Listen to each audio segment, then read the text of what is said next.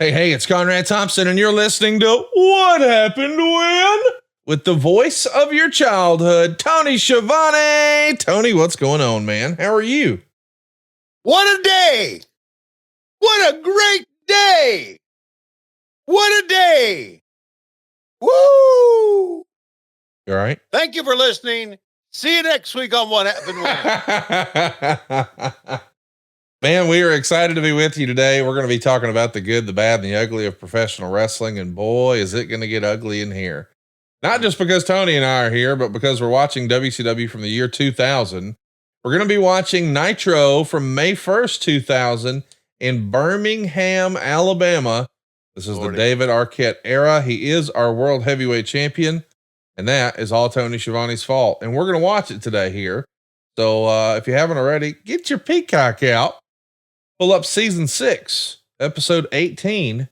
That's what Peacock calls May 1st, 2000 for Nitro. That's Nitro, May 1st, 2000, or as Peacock calls it, season 6, episode 18. That's going to be a lot of fun, Tony, but you had a lot of fun this past weekend in St. Louis. What a freaking match, huh? With Will Ospreay and Bryan Danielson. My goodness. Yeah, didn't we expect it, though? Didn't we all know that it was going to be a great match? Yes. Listen. Bryan Danielson not only is, to me, one of the greatest performers ever. Yes. But one of my favorite people of all time. I mean, you can sit and talk to Bryan Danielson for a long, long time about wrestling. Just like you can with Chris Hero. Just sit and talk wrestling with them and just pick their brain and talk about the history of wrestling or moves or the business. So I knew it was going to be a great match. Will Ospreay to me has become like the, I don't know. I don't know how to describe him. I mean, if I say, oh, the greatest of all time, that would be wrong to say that. But I don't know anybody that has come in such a short period of time and captured the excitement of the fans as Will Ospreay has. Not only with what he can do in the ring, but his promos, with the exception of some of the things he's said. His promos have been great and wonderful. So I'm just amazed at him. Every time I see Will Ospreay, I say, slow down, dude. You got a lot of wrestling ahead of you. You don't want to kill yourself. He said, I don't know how to do it any other way, bro. So it's, the match was wonderful. And I wasn't on the call, but Okada and Pac was wonderful as well. Man, no doubt. Two absolute barn burners. I had a blast, and I got to give you some flowers here, man. I thought you and JR sounded terrific. You know, we haven't been hearing a lot of JR recently. Of course, he's been on the mend and recovering, but him being on the call for the pay-per-view gave it a big fight feel. He's always given props to Alex for some great notes, and he just fit right in, man. And I thought you and he together were terrific. And I think people agreed. I got, no kidding, half a dozen text messages from people who were watching who were so complimentary. That's what they led with. Man, wow. Tony and JR sound terrific. It was really, really cool to see you guys together. And I even saw some people saying that might be the best 2 pay-per-view run of all time between Revolution and now this Dynasty pay-per-view. 2 really special pay-per-view shows back to back, Tony. Yeah, you're right. I think we did some tremendous work. And looking at the pay-per-view schedule with, the one which is, I guess, Double or Nothing is our biggest event. Yeah. With that coming up and Forbidden Door coming up, and just it's going to be a great year for pay-per-views for AEW, and I'm glad to be a part of it. I really am. It's just good stuff, man. Good freaking stuff. Well, I totally agree. And I'll tell you what else is some good freaking stuff. And that's getting your money when you're supposed to. You know, life doesn't happen bi-weekly, so why should payday? The money you earn can be in your hands today with EarnIn. EarnIn is an app that gives you access to your pay as you work, up to $100 per day or up to $750 per pay period. Just download the EarnIn app and verify your paycheck. Then access up to $100 a day as you work and even leave an optional tip. Any money you access plus tips are automatically repaid from your next paycheck. If you're looking for a special night out or maybe a last minute gift for a loved one, maybe you had an unexpected trip to the vet, or maybe you just needed some new clothes for school or work or whatever. When life comes your way, man, EarnIn can help. Make EarnIn a part of your financial routine. Join EarnIn's over 3.5 million customers who say things like, when I think about EarnIn, I think about financial stability, security. It gives me a lot of peace of mind. Download the EarnIn app today. It's spelled EARNIN. It's on the Google Play or Apple App Store. And when you download the EarnIn app, just type in What Happened When over podcast when you sign up. It'll really help the show. That's What Happened When under podcast. EarnIn is a financial technology company, not a bank. Subject to your available earnings, daily max, pay period max, and location. See earnin.com/TOS for details. Bank products are issued by Evolve Bank and Trust, member FDIC. So, Tony, man, you guys are celebrating a new world champion over on the AEW side of things. It's the Swerve Strickland era. And man, they had no small feat. You're following an incredible ladder match with the Young Bucks and FTR. You're following an unbelievable match with Ospreay and Danielson. But man, I thought Swerve and Samoa Joe did a heck of a job. And now Swerve's the champ. What'd you think? I think it's well deserved. Swerve is not only a great performer, but he is a wonderful young man. And anybody deserves getting the run, being a champion. It's him. And I'm very, very happy for him. I have a lot of time for him. Of course, I worked with him in MLW for a bit. Yeah. So I knew Swerve before we all came into AEW, and I was really excited when we brought him in. So yeah, good job, Swerve. I hope it's a good long title run. Amen to that. I, for one, am looking forward to it. I've been a big Swerve fan and I've been loud and proud on social media about my support of Swerve. I'm pumped that he's got his opportunity there, and I'm ready for the big pay-per-view, man. It feels like Double or Nothing is always something to celebrate. Tickets are on sale now, AEWTIX.com. If you haven't already, make plans to join Tony live and in person. It's Las Vegas, AEWTIX.com. What's your Vegas routine now, Tony? Like, do you have some favorite things you like to do in, Yes. What do you like in Las Vegas? Yes, I like to fly in, do the show, and get the fuck out of there. Okay. Yeah, that checks out. That's about what I was expecting from you, I guess. Have you ever had fun in Las Vegas with Oh, yes, I have. I had some fun at somebody's bachelor party a long time ago. Okay, well, that sounds like a good time. Let's just move on as quickly as we can. It was your bachelor party. It was your bachelor party. I have no recollection of that. Not at all. Okay. May 1st, 2000 is what we're going to be watching today. Season 6, episode 18 on Peacock. Dave Silva was there at your bachelor party, so he remembers it. Dave Silva was not there. Dave Silva has never attended my bachelor party. Are you sure? I'm sure. Positive. He was not there. Well, where the hell was he? Didn't he want to? He was the same place you were on my wedding.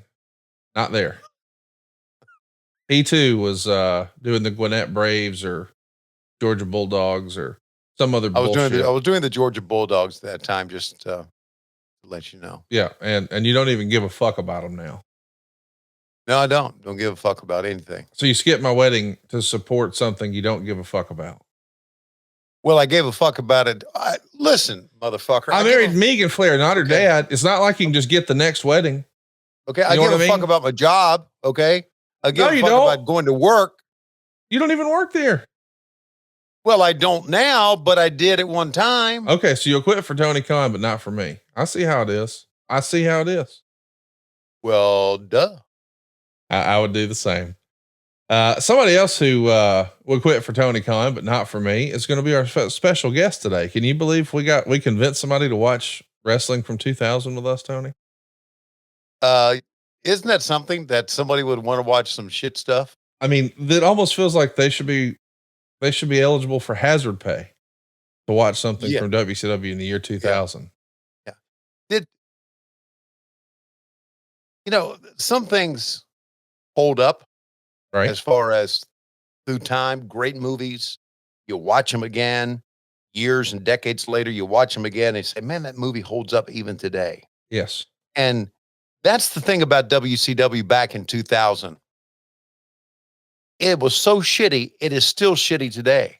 Yeah. It was never in style. Never. You can't watch anything about it and go, oh, that was better than I thought.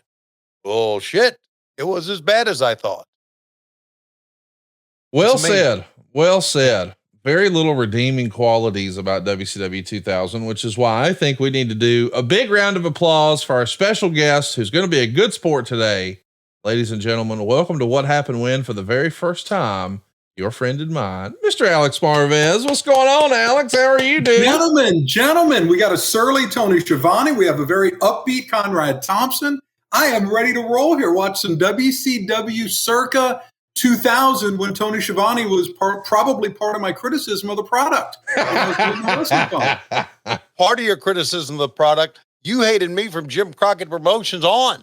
It's been a long time of hate, Tony. It really has. But, things have transpired. I've gotten to see a different side of Tony Schiavone and a little more understanding maybe of his announcing style and some of the pressures he may have been under to try to sell some of the bullshit being pitched by his bosses at the time. So it has allowed me some insight that has given me a new appreciation for Tony Schiavone through the years. So wow. Bravo. Well said. Let me take my blood pressure medication on that one. Is that a Heineken?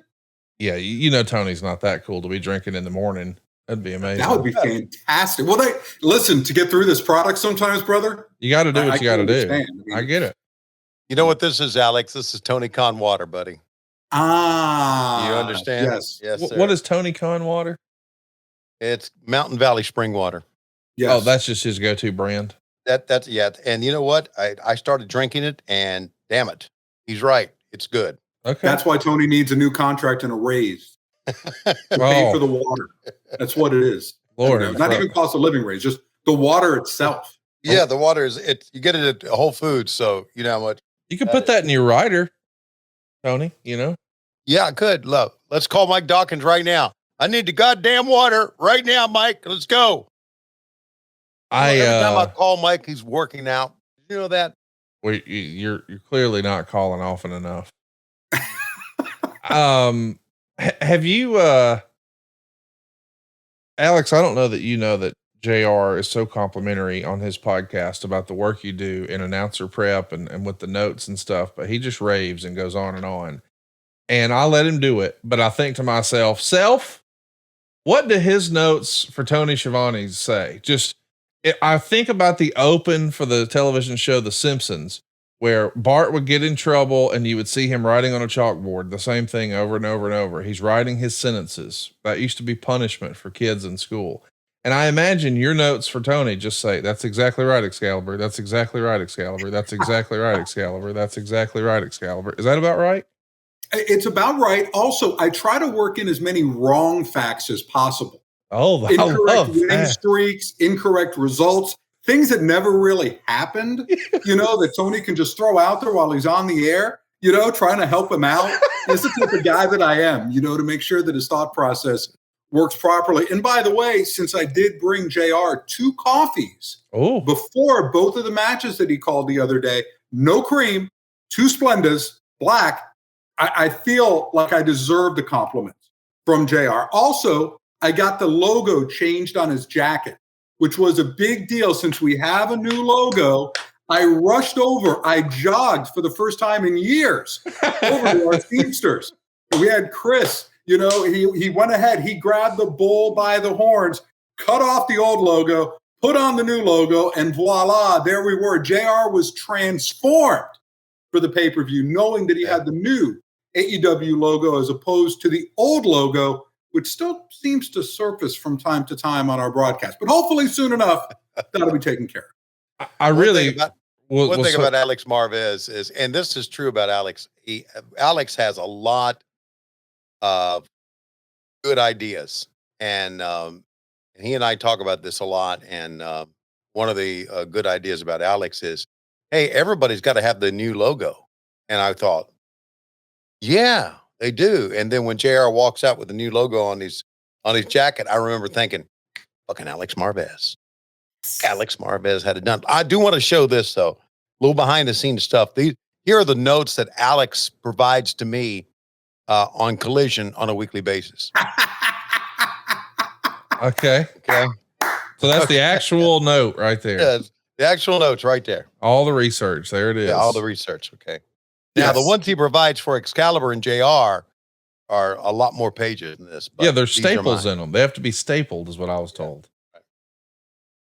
In order, too, by the way. People get a little sensitive if you send the match notes out of order. Yeah. So I have to wait until we get the format, and then they're put in the proper order. So that's something that goes on as well when it comes to the notes. And by the way, the French announce team, a lot more appreciative than Tony Schiavone, for example. The Germans love me. Oh, no sarcasm from the Germans. All right. Spanish announce team, Carlos Cabrera, new addition, even got his own graphic. Very appreciative. Thank you for sending the notes. Thank you. Yeah. We just have a little Collision workflow thing that I have a second job. I do the NFL. You know, it's tied me up a little bit. Maybe someday I can be full-time at AEW, leave the NFL in the past, and be able to provide Tony Schiavone with all the notes that he wants. But for right now, we have a little bit of a Collision workflow issue. Doesn't prevent Tony, though, from updating the notes I have sent in the past and then, using them in that fashion. So I feel good about that. And of course, I don't go online and critique any mistakes that Tony may make with his own notes under an anonymous X account or anything like that. I know Tony really cares about people on social media. He really worries about your feedback. So I would send as many things to him as possible. Yes. Offering advice, offering little things that he may have missed. He loves that. He thrives on it. Corrections. Loves corrections. Yes. Loves second guessing. Yes. All those things. That's a Tony Schiavone I know working backstage at AEW. Yeah. Here's what, for all the people on Twitter that love to critique what we do and who like to troll me and especially like to troll Tony Khan, I say right here, right there. Okay. Well, since you're right there, let's just remind everybody, today's episode is brought to you by Manscaped. Did you know one man every hour, every day is diagnosed with testicular cancer? In fact, testicular cancer is the most common form of cancer among men aged 15 to 35. And with April being National Testicular Cancer Awareness Month, our friends over at Manscaped have partnered with the Testicular Cancer Society to help spread awareness for men's health and early cancer detection. Visit manscaped.com/TCS to learn how to check yourself for early signs of cancer. And as always, you can use our promo code WHW for 20% off and free shipping at manscaped.com. We want to take a minute here to talk about some important men's health issues, and they're especially important to me.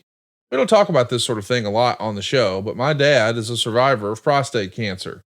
And because of that, prostate cancer and testicular cancer and just men's health issues are on my radar. And with this in mind, I want to remind you that you can perform simple self checks at home and make it part of your routine with these Manscaped products like the Lawnmower 5.0 Ultra. I guess that makes sense. I mean, if you're using these products daily to trim and maintain your boys, why not go ahead and check yourself too? The Lawnmower 5.0 Ultra is the real deal, by the way. It's got 2 interchangeable skin-safe blade heads. A standard one takes a little off the top, and a new foil blade to go smooth and sleek. And I hear JR is just smooth, which, is a visual everybody wants. With dual LED spotlights, you'll achieve better visibility, making every trim more precise and hassle-free. Did I mention you can do this without making a mess? It's waterproof. You can shave in the shower, in the bath, or you can just do what JR does. Just shave it in the ocean behind your house, right there on Jacksonville Beach. You can also take it wherever you go. It's got wireless charging and a travel lock feature. In addition to providing the right tools and solutions for comfortable and easy grooming, Manscaped is committed to raising awareness and giving support for fighters, survivors, and families who've all been impacted by testicular cancer. And that's why they're going to donate $50,000 to the Testicular Cancer Society. So help us save some lives and some balls by going over to manscaped.com/TCS and sharing their funny, educational check yourself video. And while you're at it, grab 20% off and free shipping with our code WHW. Because like the famous American philosopher once said, take care of your mentals, your balls, and your chickens. Tony, when's the last time you trimmed your ball hair down real good? What does chickens have to do with this? I'm sorry. Well, it's just a quote from Who was that line? Who was the running back from the Seahawks, Alex? I'm about that action, boss. Marshawn Lynch. There you go. Marshawn Lynch is the philosopher, the famous American poet. Just take care of your minnows, your balls, and your chicken.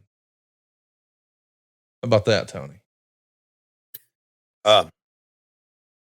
Yeah. What's your favorite Marshawn Lynch year? It was probably the year that they lost the Super Bowl, like right at the very. What was that? Against the Patriots. Yeah. Super Bowl 49 on a second and dumb.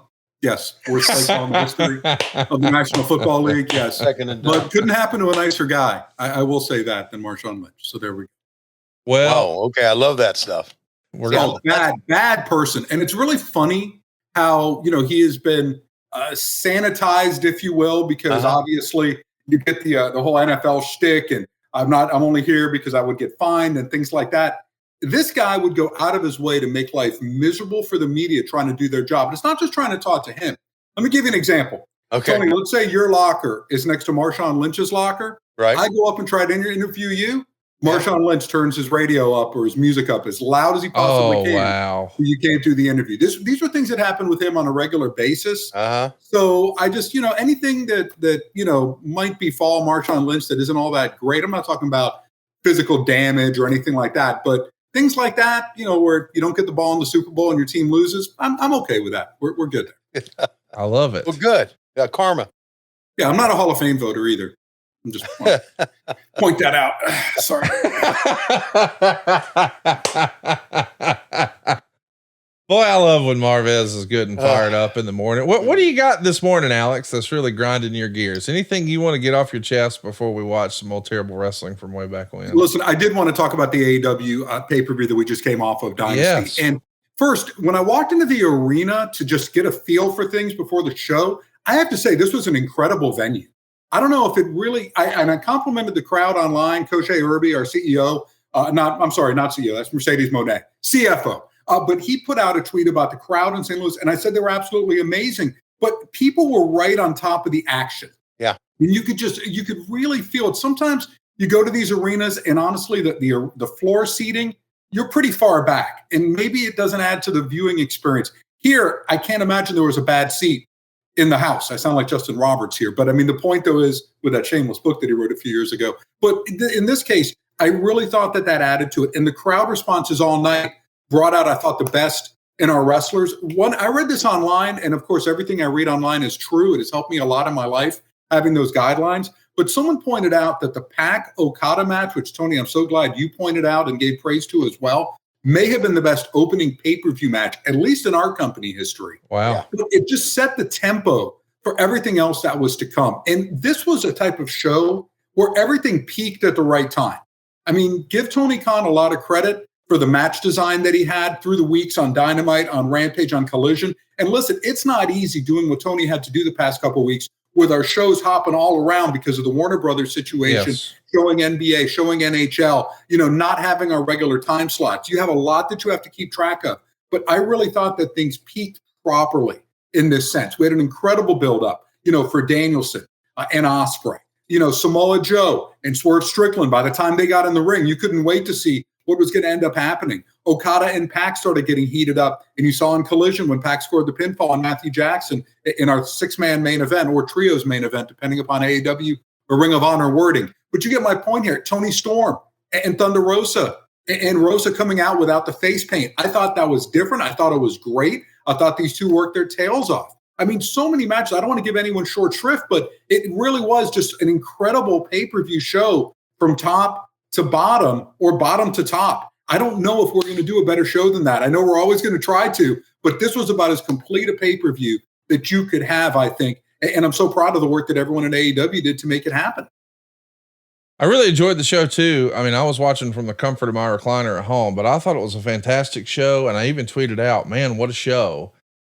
And Alex, here's where we are with the internet wrestling community at times. I got a dozen DMs saying, I liked WrestleMania better, you fucking idiot. And it's like, wait, what? When did we decide that everything is a competition? Can't you just enjoy something without comparing it to something else? Like, I don't think we have to pick. I think it's okay to like both, Alex. This is a little silly, is it not? It is. Listen, Bubba Ray Dudley had something really interesting to say a few years ago on Busted Open Radio. And Bubba may have interesting things to say now. I don't listen to the show, but I was at the time, and I listened to what he said. And he said that sometimes you watch a product for hate watching. Wow. You're programmed to watch the show. Okay, every Monday night, I'm going to watch Monday Night Raw at 9 o'clock or 8 o'clock Eastern time. And I'm programmed to watch it, but I just hate everything that's on there, and I'm going to look for the negative. I have been a victim of this. I have been guilty of it. Really? Back when I was writing, I would watch the end of WCW. In fact, maybe that 1999-2000 era brought out the worst in one Alex Marvez when it came to not enjoying the product. Any little thing that was good was overshadowed to me by so many things that were bad. And we forget about the entertainment aspect of it. You know, I don't have a lot of spare time in my life. And if I'm going to watch something, I want to enjoy it. And I want to be happy, but I want to be a glass half full type of person. I just, again, if you didn't like this show, I honestly think something is wrong with you. And maybe you need to look at yourself and say, why don't I like this show? Why am I so unhappy that I wouldn't enjoy seeing these wrestlers absolutely give it their all with good storylines, good development, good everything moving forward, surprises, you name it. It was fun. I mean, that's the whole thing about it. And I'm not knocking if you love the WWE product, which I haven't watched in more than 20 years, more power to you. That's great. If you love them both, awesome. You're supporting professional wrestling, right? At the end of the day. And the competition does bring out the best in both companies. It's led the development of AEW has led to so many changes now in the business, most notably the forbidden door being opened and companies that are working together, talent that's allowed to switch, sides, so to speak, as frequently as they can, some working as freelancers, et cetera. Been an incredible boon to the professional wrestling industry, not just for the big two, but everyone on down. Independent promotions, et cetera. So, I mean, lighten up a little bit, folks. Enjoy what you have now because this really is a golden age of professional wrestling. It's very well said, Alex. Basically, you say all that and say very, very well. I say, go fuck yourself to all of them. I knew that was coming. Let's get going with the show. We're going to watch some bad wrestling today. We're watching it from way back when, May 1st, 2000. If you're watching on Peacock with us, it's season 6, episode 18 on Peacock. And before we get going, Tony, I think you've got a special countdown for us and maybe something you want to share with us. I'm not sure. Yeah, absolutely. This countdown comes from our buddy Matt, who's a longtime supporter of ours. And I can't tell you his last name because I always mispronounce it. But hey, girl, that's Scout right there. She's looking for. We like Scout. Hey, we love Scout. So Matt was front row ringside at our pay-per-view. And he was there at Dynasty, and I saw him. And the reason that I saw him was the reason that, I know him to see him, and I went over to talk to him. But Matt had this sign. Bug rolls. I love it. Isn't it great?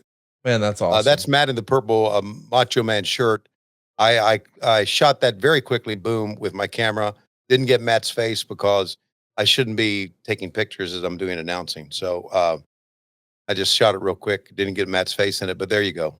And I appreciate that from Matt. So Matt gives us our countdown today, too, by the way, ironically enough. Oh, wow. That's awesome. Yeah. So if everybody's ready, here we go. Hello there, Slapdicks. This is Matt M. All right, everybody, fire up your Netflix. Oh, getting ahead of ourselves. Fire up your Peacock. In 3, 2, 1, play. So this is the old WCW logo that you hate. Well, how'd you describe this, Schiavone? Exploding vagina. Okay, there we go. Yeah. I think you've also called it a cat's asshole. Maybe a cat's asshole booked this. We see a parking lot here. I think it's 3,000 miles to Graceland or something like that. But we see Courtney Cox talking to David Arquette with the big gold belt around his waist. Yeah. And he's saying that he's just got to figure out how to get this thing on. It doesn't fit that great. And she goes, yeah, because you're not a wrestler. We're seeing a little recap of how the hell we got here.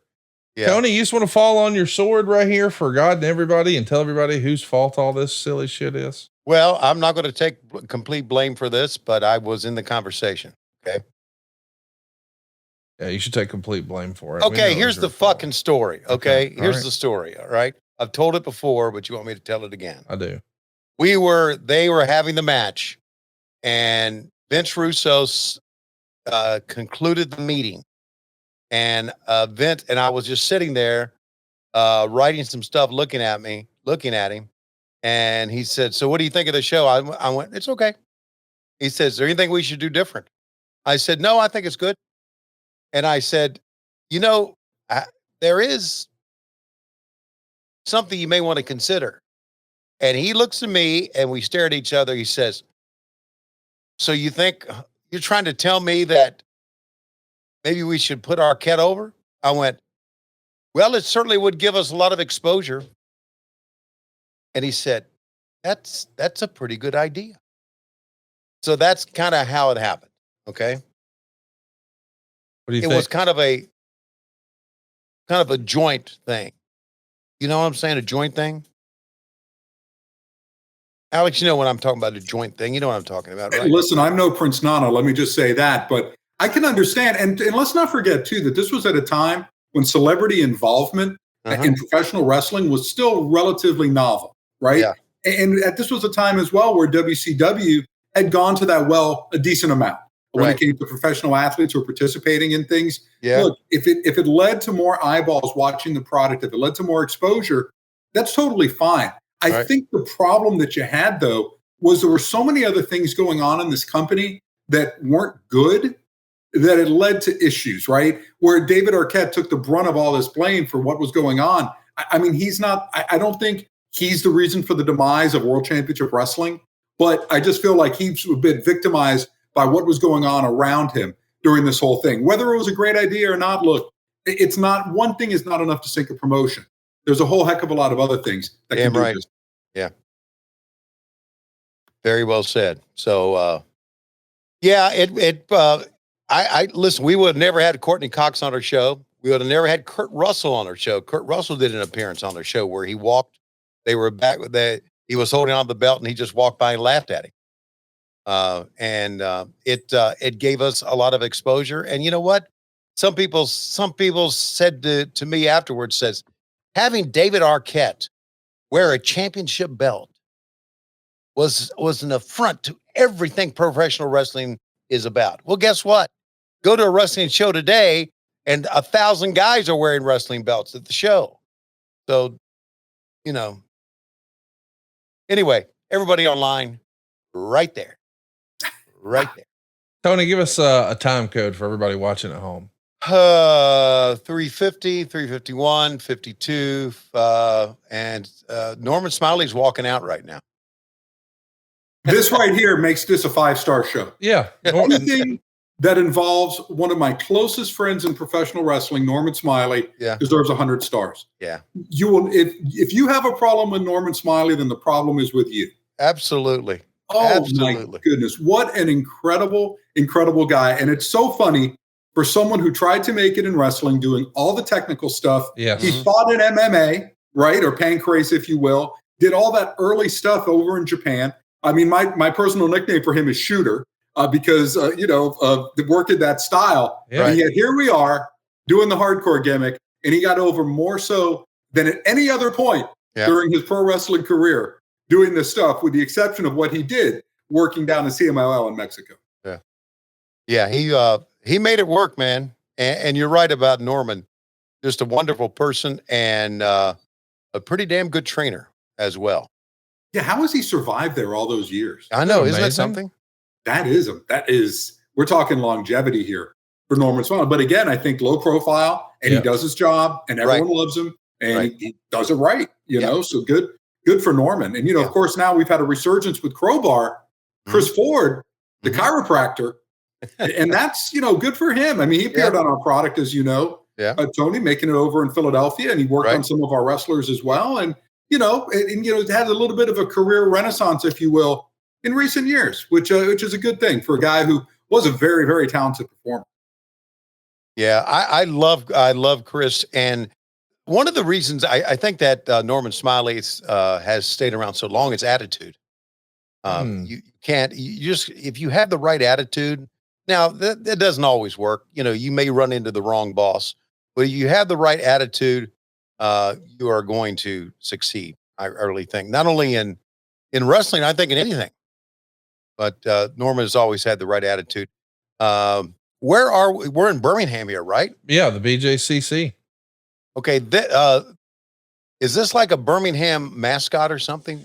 You know, it's funny that you say that, because that was the first thing I thought of, because I'm like, I don't recognize what this is. So I threw it in my Google machine and I found something called Beham Wiki, all things Birmingham. And it turns out that there was an arena football league. And I guess this is the Arena Football League mascot for the Birmingham Steel Dogs, or the Alabama Steel Dogs. They were around from 2000 to 2007, but I had no memory of that at all. And I'm like, what are they trying to do here? But as you know, Birmingham doesn't have any pro sports teams. So if they probably just said, hey, we'll just use a local mascot, they had to go all the way to arena football. So not only does no one at home recognize it, I bet no one in the crowd does either. but Conrad, I thought Alabama, the football was a professional sports team. I mean, it's regarded as being that for sure. I mean, and we've been paying players for decades. So yeah. They use the church system, but that's another story. No, that's Mississippi State. Now it's all legal. NILs. Yeah, it's totally legal. What should have been illegal was 3,635 people actually paying to see this show. There were a total of 6,195. But only 3,600 paid. And this is a card that's got a lot of star power on it. Hulk Hogan's on this show. Sting is on this show. DDP is on this show. Scott Steiner and Jeff Jarrett are on this show. 36-35. That's just hard for me to imagine. Do you think it's from all the people trying to get Scott Hall back, and that there was an organized effort to show support from what we're seeing from the signs in the crowd? Because he is no longer with WCW at this point. Yeah. I mean, I think that makes sense. I'm trying to come up with something here, brother. Well, I just like the idea that if we had to explain what was going on, if someone walked in the room right now and saw us watching this, how would we make sense of what we're seeing at this very moment?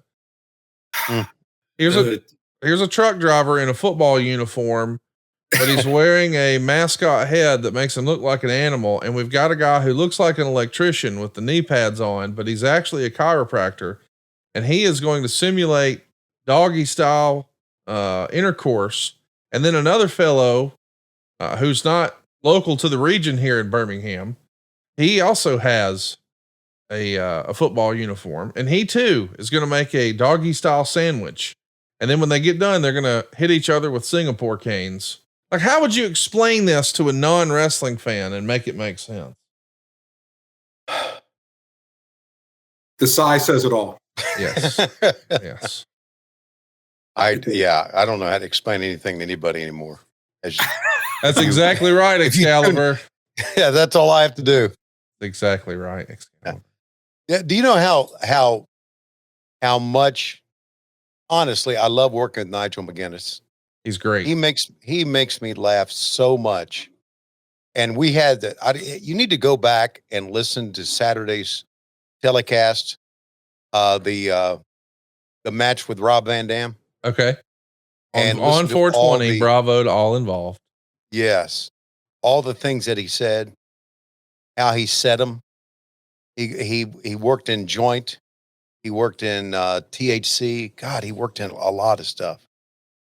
It was just masterful. And I just enjoy working with him.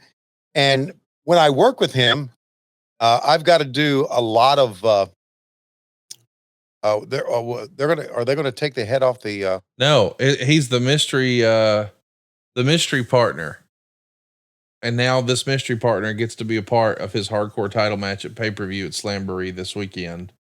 Holy shit, I was handsome back then. Look at that. Now, are you on the right? Yeah, I'm on the right, you fucker. Okay. Okay. All right. Hey, what's Scott Hudson up to these days? I saw he went in the Georgia Wrestling Hall of Fame the other day.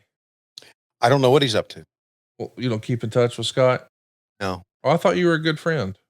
Oh, that's right. Well, you know how it is when you know how it is with me and my good friends. Yeah. You never hear from him. Yeah. Leave him alone. Tell him to fuck off. I don't tell him to fuck off. I just leave him alone. But I was going to get to the point that that I really enjoy. I love doing Collision because love working with Nigel. Right. But man, you can't beat working on Dynamite because I ain't got to do shit.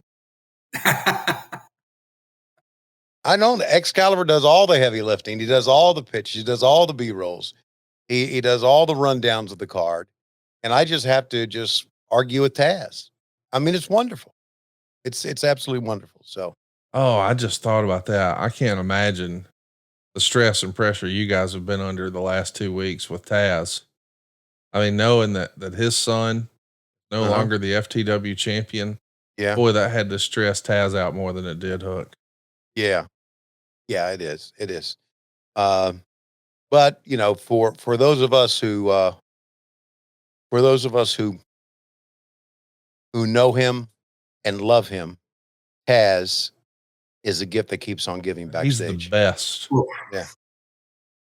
Yeah. No question. You never have to worry. Honestly, I don't think Taz would want it, but Taz and RJ City, is that a sitcom waiting to happen? Oh, good God. Good God. We got to make that happen. There's Kurt Russell on our show. We wouldn't have gotten that without giving the title to Dave Arquette. See, ancillary benefits right here. See, he just laughed and walked away. Yeah, that's it.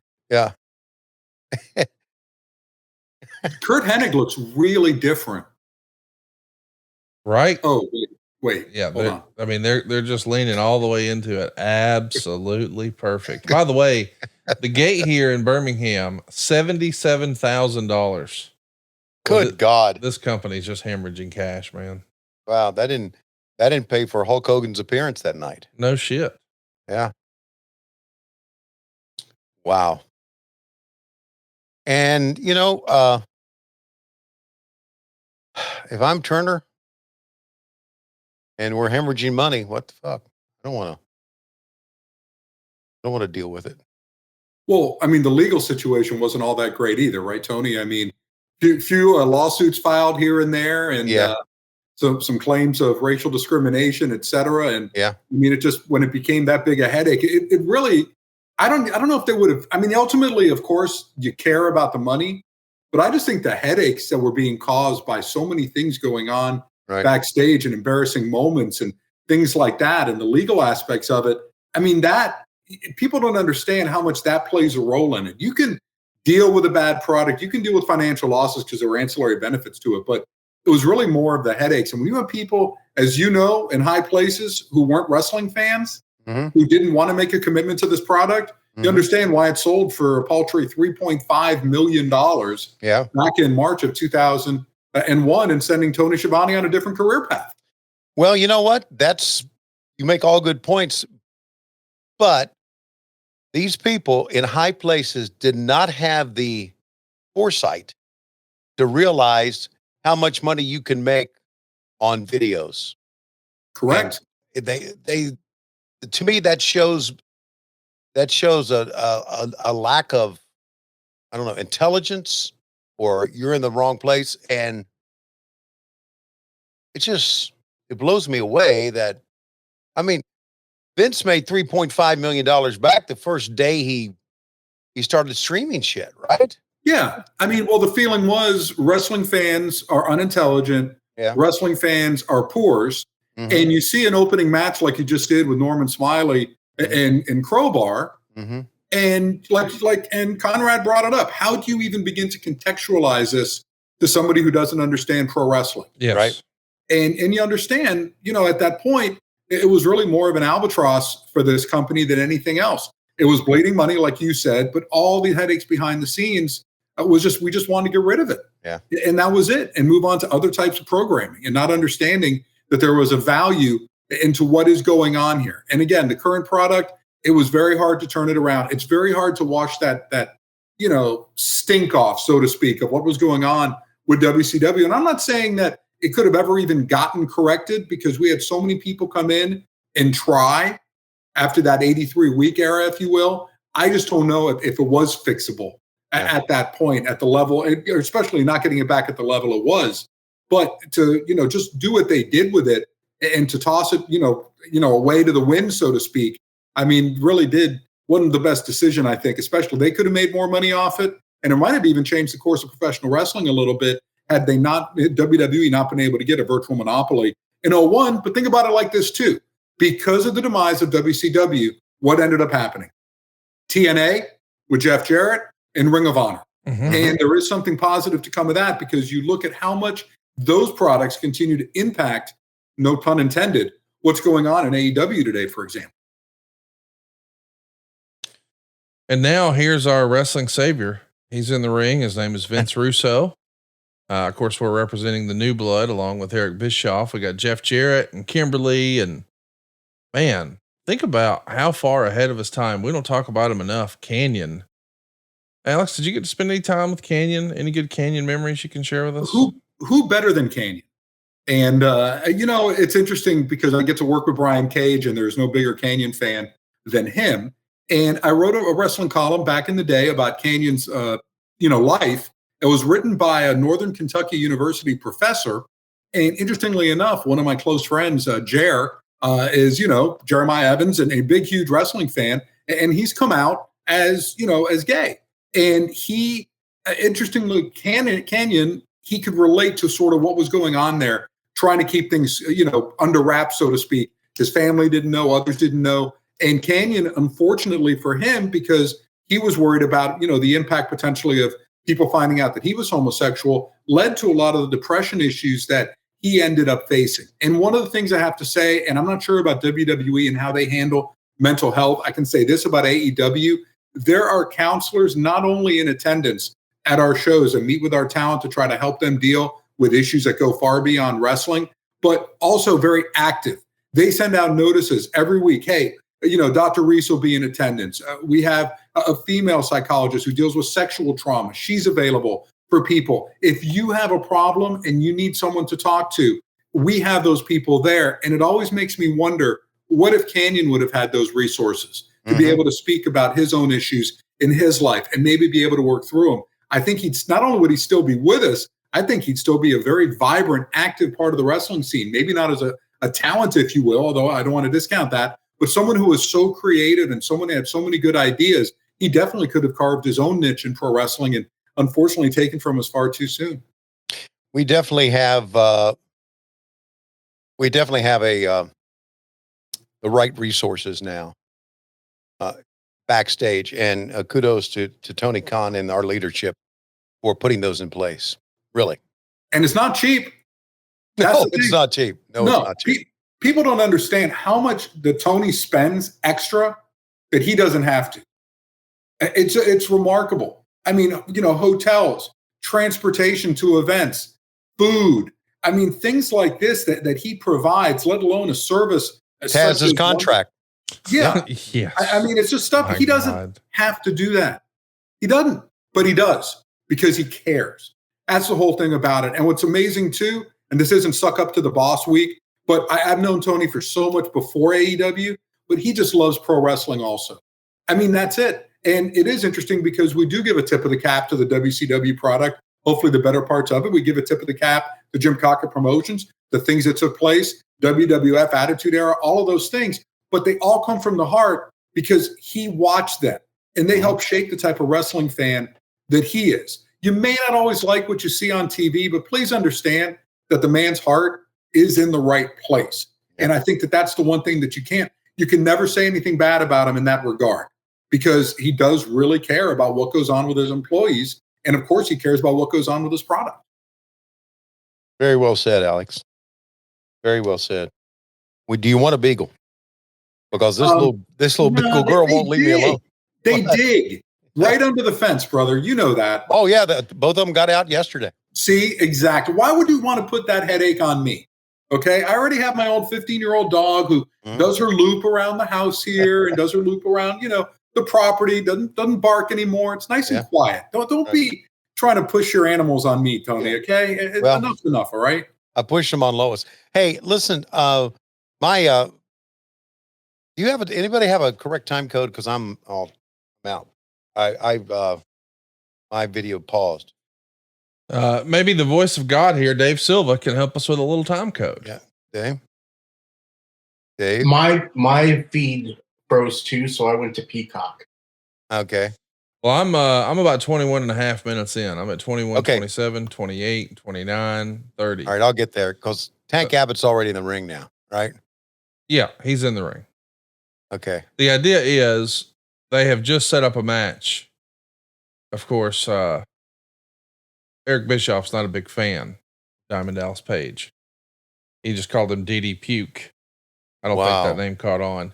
Anyway, I'm saying all that to say, Tank Abbott now is going to get a title shot against David Arquette tonight here on Nitro. What a main event.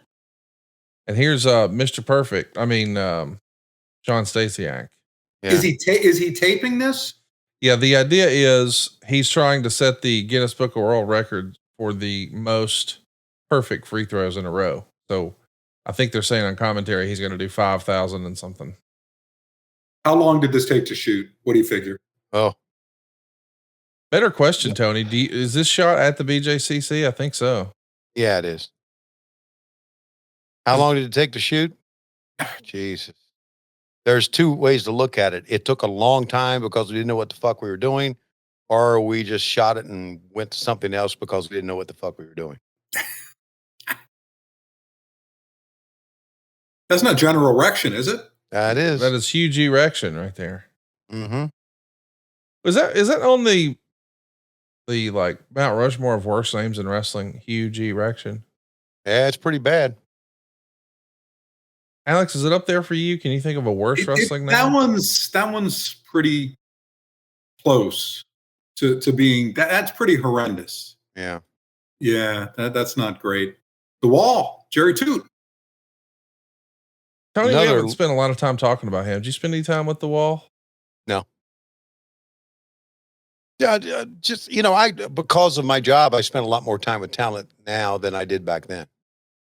And of course, it's probably well known. We've talked about it here. I was pretty much absent from all this. As far as I checked out. Alex, I've told the story before. I don't know if you know this or not. And you would be interested in knowing this because you being a Florida Gator. But one of our last shows, probably our last show at the Econo Center. Yeah. I was so disenchanted with WCW that I just went out and sat in my rental car all day. Huh. In the parking lot. I probably passed you going in. You just sat in your car the whole day, Tony? All day. Yep. Oh my. Yeah. Napped. Read a book. Napped. This was before. It was that bad. Yeah. I just didn't want to be in there. What was the town? Do you recall? Yeah, it was Gainesville, Florida, the Econo Center, where the Gators play. Yeah. Yeah. The team that won back-to-back national championships, by the way. Yeah, probably never will again in the NIL era. But that is how college football goes, right? Yeah. Wow. So Horace, that's Horace Boulder, right? No, that's Hulk's cousin, nephew, cousin. I thought it was nephew this whole time. Okay, cousin, nephew, just related. I thought it was initially Mad Dog Vachon with a tan when I saw the video board, but then I was quickly mistaken because number one, he's wearing a gold chain, and I don't think Mad Dog would have sprung for such attire. And number two, he's taller. So there you are. Give me a time code that you got, somebody. Tony, I'm at 25, 20, 21, 22, 23. So we have seen the best thing that WCW has walk out. No doubt. Without question. Stacy Keebler is here. And can we all just collectively agree that David Flair is an asshole? Yes, David Flair can kiss our ass. Forever and ever. Amen. Hey, Tony, do you think you were crying in your car that day on March 19th, 2001 in Gainesville? Or would that have been a week before the end of WCW or the year before? Because you ran to Gainesville in 2000 and in 2001. That would have been the week before, I guess. Okay. I don't know. Yeah. Well, the week before was pretty bad. Yeah. That's when we had Jason Jett and Disco Inferno, Shane Helms and Billy Kidman, Bigelow and Stasiak, Canyon and M.I. Smooth, Rick Steiner and Conan. And then we did Lance Storm and Mike Awesome taking on Sean O'Hare and Chuck Palumbo. But you also taped the final ever episode of Thunder, which finished with Scott Steiner and Jarrett against Dustin Rhodes in a handicap match. And then just a week later, you shut it down at the Boardwalk Beach Resort there in Panama City. Wow. It's hard to believe that was all those years ago. And take a listen. They're playing Hulk Hogan's old theme, the WCW theme. Here he comes, not in the red and yellow, in the FUNB. And Mark Madden points out on commentary that should have been FUHH. Of course, he's a heel commentator, but what'd you think of this new blood version of Hulk Hogan, Alex? I don't know. It was interesting at the time because not everyone can be Chris Jericho in terms of reinventing yourself as often as he does, right? And we're seeing Chris now, the new incarnation of Chris Jericho, the learning tree. Yes. Working with Hook. So, with Hogan, it was an attempt to rebrand yourself, but it's just difficult because, Hulk Hogan was Hulk Hogan, right? And, you get into this weird sort of deal where unless Hogan is missing a lot of time and comes back and is fresh, if you're trying to do something on a very regular basis, I think that, it can become stale. But was this the best way? Again, too, at the time, it was to try to, build new talent. Yeah. So this was supposed to be getting over Mike Awesome, Billy Kidman, and The Wall. Right. Was this the best use of Hulk Hogan? Out of those three, who really had the potential? Maybe Mike Awesome did, to become a star, or at least maybe a semi-main eventer. But other than that, the other two, not so much. I think sometimes too, it's who you invest a talent like Hogan working with. If you want him to pass the torch, well, make sure you're passing it to the right people. And I don't feel like the new blood was really the right people, if you will. Yeah. Well, they weren't ready. I don't think. Mike Awesome, obviously, we've watched old ECW matches and we loved him in ECW, but was he ready to be the next big star in WCW? I'm not so sure. Yeah. That putting Hulk through a table helps. So we saw this great promo from Vampiro here, and he's calling out Sting, and he's calling him out in the graveyard. We're actually going to have a graveyard match here on Nitro. Oh my God. Is this where they go into the water? In Birmingham. Spoilers. Hello. I've been waiting 23 years to see this episode, Tony Schiavone. I said this a long time ago. This was the one Nitro I never got to see. And here you are trying to go ahead and spill what's going to be happening. Couldn't you have waited a few more years? No. Jeez Louise. By the way, I cannot look at Vampiro and not think of Ed Ferrara yelling, Vampiro! Vampiro! Vampiro! Over and over and over. Buddy, that was Ed Ferrara in that gimmick doing announcing with us. Was freaking hilarious. It was hilarious. I don't always agree with him making fun of JR's condition, but him doing the voice and talk, it just was wonderful. Now, if we want JR more on our shows, maybe we just hire Ed Ferrara. Oh, now will you stop? What? My goodness. Listen, wear the hat low. Wear the hat low, and nobody may know the difference. Does he still have dreadlocks, or did he get rid of those? Ed? Yeah. JR? Ed is, we saw, do you remember we did Bruce Pritchard's show in Orlando during WrestleMania week? Yeah, but I don't know. That was 7 years ago. You could grow hair in 7 years. Yeah. Ed was completely shaved bald. We saw him then. The last time I saw Ed. Wonder what's he doing now? Anybody know? I think he's waiting on the call. Yeah. Vince Russo sleeps with goats. How about that sign? I don't know where you guys are, but that's what I see right now. I don't think he does, though, just so you know. I don't either, but I wonder why would someone do that? Poor goats. No, honestly, and it's funny because, Tony, remember I was talking about hate watching earlier, Conrad? Yeah. And this Vince Russo made me hate watch. If there's one person who ruined my love of professional wrestling for a long time, it was Vince Russo. Wow. Remarkably so. the way that he destroyed what was left of WCW and the way that the matches were done and everything about it was just so horrendous. And then for him to work in Impact at TNA, whatever you want to call it, I knew they were doomed right from the start there as well. Wow. I mean, just incredible. And my history with Vince Russo honestly goes back to when he was owning a video store in the early 1990s and was feuding with John Arezzi at the time. And I used to write a wrestling newsletter when I was in college called 3 Count. I know both of you were subscribers to that. Absolutely. And my own dirt sheet, and had interviews with those folks. And it was interesting. And it's nothing personal against Vince Russo. I've interviewed him before. I have no personal grudge against the man. But his ideas just absolutely drove me away from what I loved about professional wrestling. And really, it wasn't until, and I had stopped watching altogether by the time I stopped writing my column in about 2011. And it was Tony Khan who brought me back. He said, look, New Japan is incredible. And I've been familiar with Japanese wrestling ever since I was in high school in the 1980s. But it was Tony who said, you really ought to give this a try. And I said, okay. And the first match I saw on Access was Shinsuke Nakamura against Hiroshi Tanahashi. Oh, wow. And I said, you know what? I could dig this.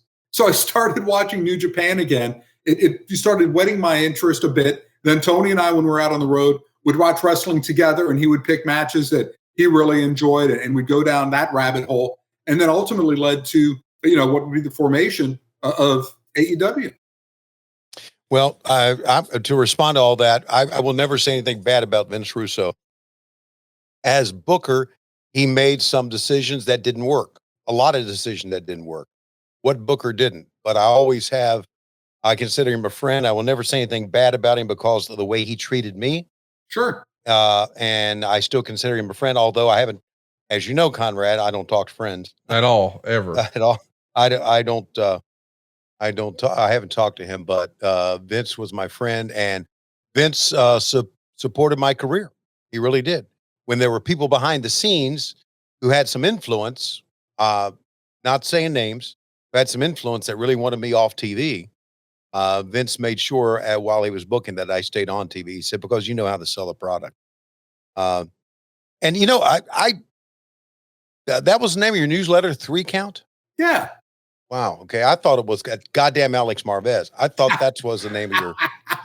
No, that was the actual in print newspaper column. Okay. All right. Back in the day, that would show up in Atlanta, right? Over at the TBS studios and read by the executives there back in the day when people weren't writing wrestling columns. Yeah, that was the one. Yeah. Remember there you go. Hey, there's General Erection. What time code? What time code are we? What a name. Yeah, I'm at 20. I'm at 3526. 35. Okay. Yeah, I'm there. Okay. Let's By the way, Jeff Jarrett, amazing. In all seriousness, as much as I want to bury Vince Russo, just for wrestling stuff, nothing personal, but Jeff Jarrett's unbelievable. Having the chance to work, around him and see him behind the scenes, this is one of the smartest people it is I have ever met. Me too. He is brilliant. First, incredible recall on everything. Yes. And I play this day in Jeff Jarrett history with him backstage. I head over to cagematch.net, whatever city we're in. And I always ask him, who's the first person you wrestled here? Usually he'll remember who it was, even though it was probably in the early 1990s. And to just keep going the way that he has, I am such a fan of his. I enjoy it. And by the way, there is no bigger sports fan than Jeff Jarrett. None.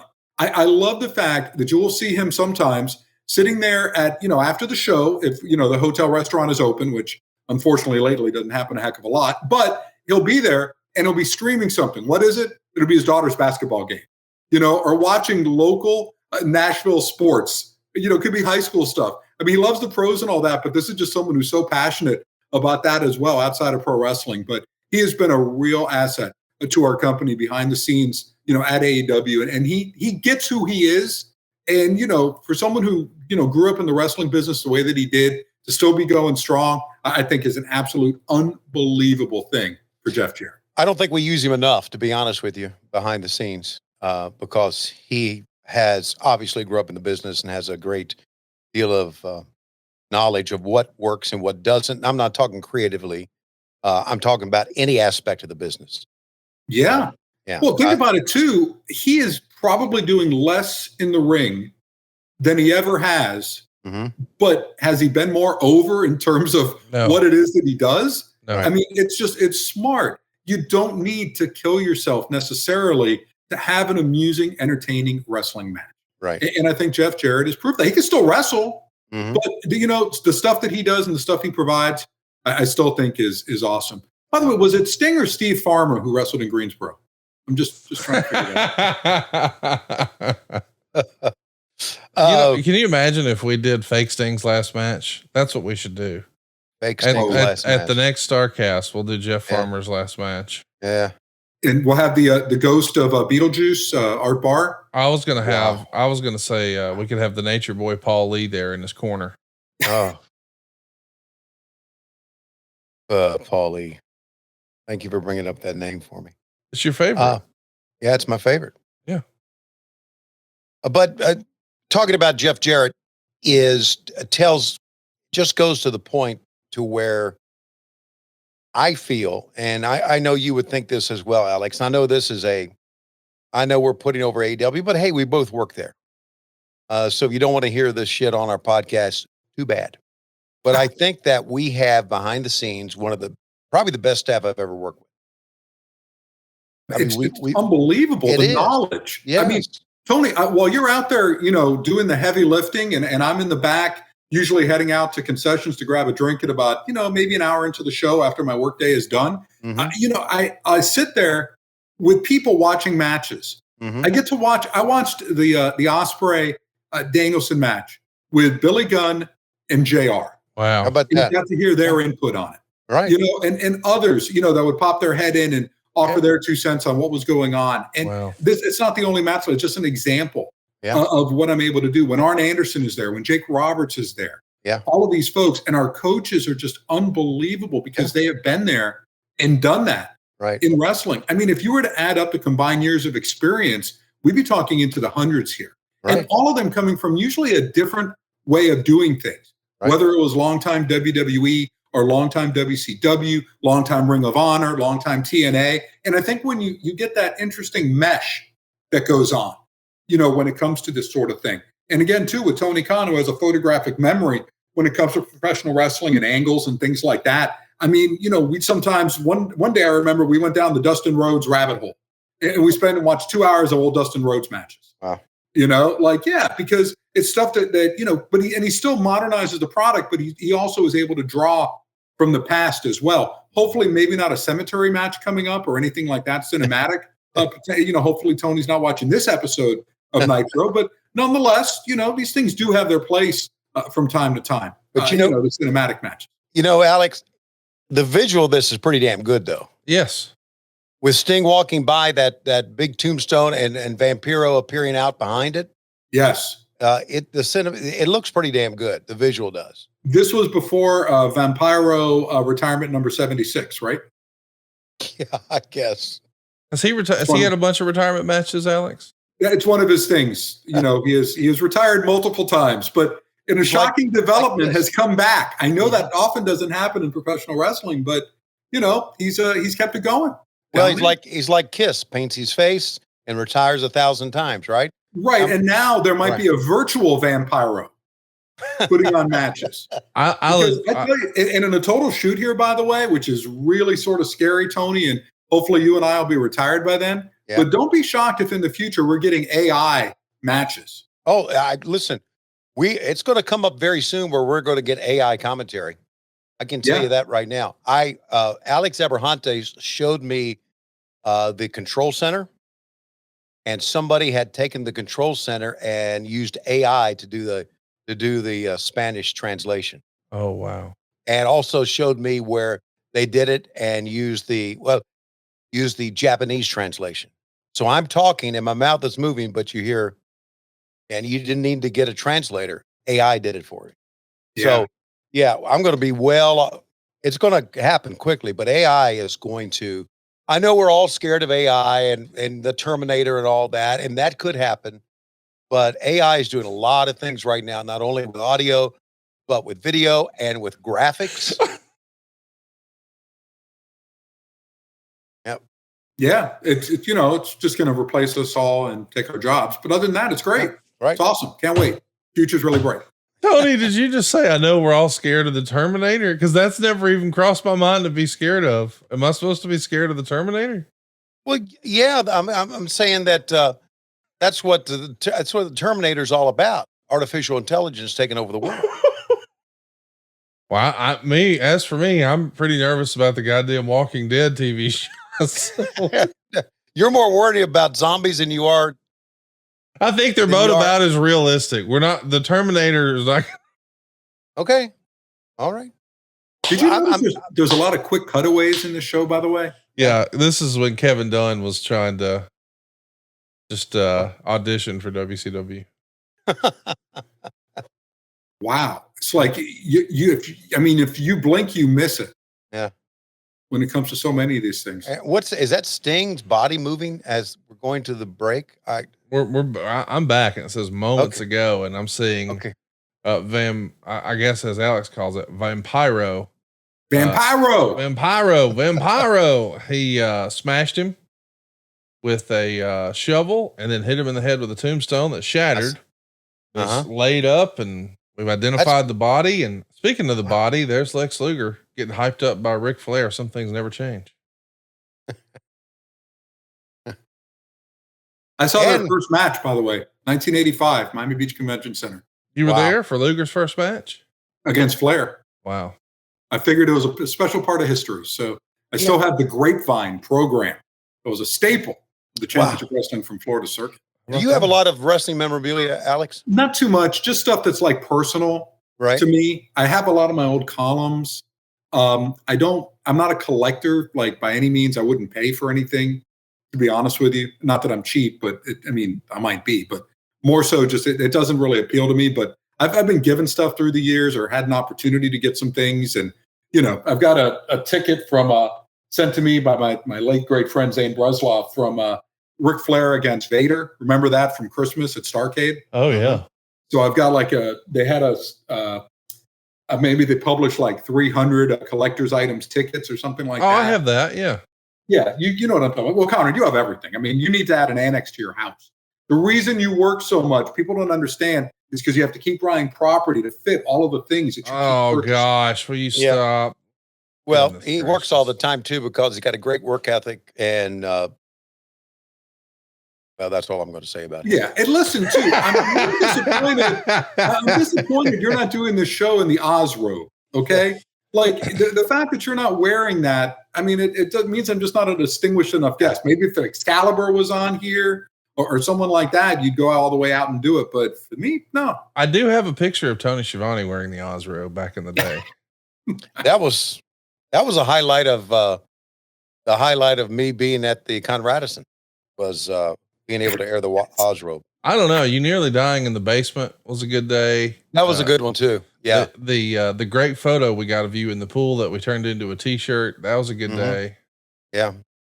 I haven't been over there in a long time. I haven't been to see in a long time. No, I mean, now AEW will run a show right down the hill. Yeah. We'll see you. Yeah. Well, he told me, Alex, if you want to see me, just take your fat ass home and turn on TBS and I'll be there. Okay. Got it. Understood. Hey, we waited because you were so late last time, Conrad. Rick and I at the bar kept waiting. Finally, Conrad makes an appearance more than 2 hours late. Wait, hang on now. Just so everybody knows, you and Rick were there at the bar in the middle of the TV show.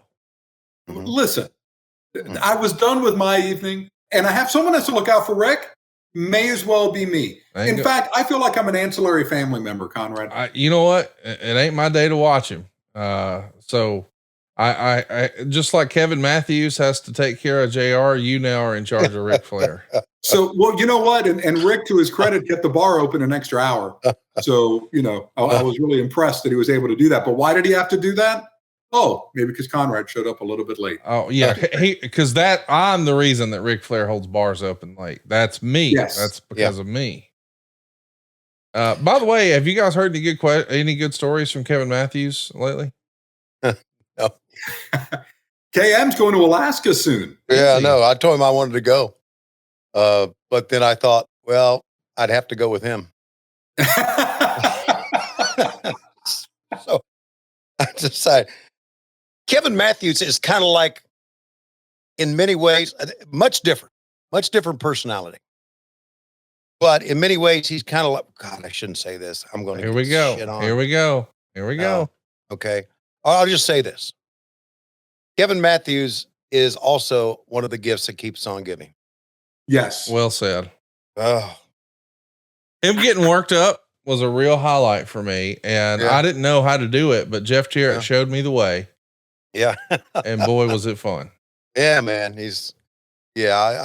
Kevin makes me laugh. I just, in this workaday world that we have and in pro wrestling, Wednesdays and Saturdays, especially Wednesdays, sometimes because we're so stressed out because we got to get a lot of work done, you look for things that entertain you and make you laugh and take your mind away, even if it is just for a couple of seconds from what you got to do.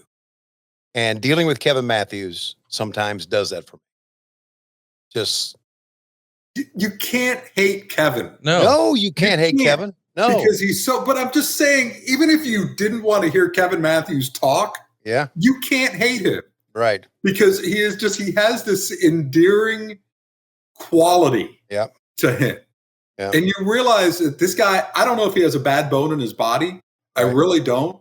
He's a fascinating guy. Also, a little Kevin Matthews trivia here for you. Okay. When Travis Kelce was on Saturday Night Live hosting, Kevin Matthews was his stunt double. Oh, well, I didn't know that. There you go. How about that? Another interesting note about Kevin Matthews. He had no idea who Travis Kelce was. They had just cast him. He doesn't watch football. So he really was unsure of Travis Kelce. He just knew he had a gig. And so he went and he did it. Oh, God. You're serious? He doesn't watch football?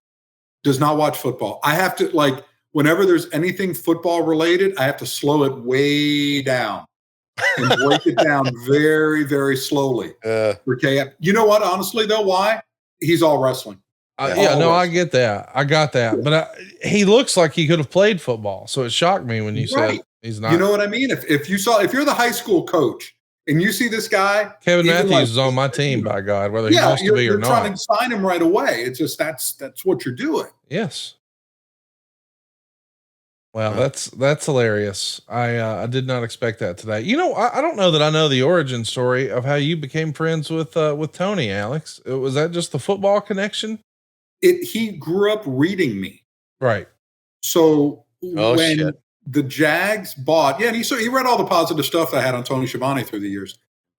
When Tony's family bought the Jaguars back in 2012, I was working for SiriusXM doing a training camp visit to Jacksonville, and he introduced himself to me, and we started talking about pro wrestling more than we did about football. And he told me he knew who I was, and we just got into this conversation. And then as time would go on, we'd be at the same events. It's almost like the wrestling circuit to an extent. I'm at an NFL owners meeting. Oh, there's Tony. So we'd strike up a conversation, and we built a level of trust, a friendship.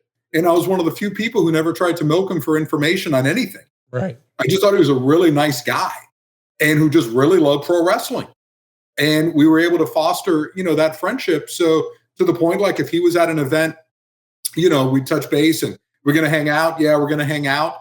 And then in 2017, when New Japan had that first show down at the Pyramid in Long Beach, he said, look, you can stay at my place. Just, you buy your own, you get yourself out here and I'll take care of the tickets and the rest. And that's where you see the photo of us, cheering during the New Japan show that took place that time. And that's where I introduced Tony to JR, and that started their friendship. So It's been really neat to see that. It's just remarkable how it's just he has sprouted, so to speak, with all his wrestling connections now and all that. And I just knew how passionate he was, for it through the years. So that's what's been so much fun about this as well, just seeing what he's been able to accomplish on his own, because of his love of wrestling. Sure. That's awesome, man. Very blessed. Right place, right time, I guess, Yeah, when you think about it, we're all very blessed to be able to work in the business at this moment.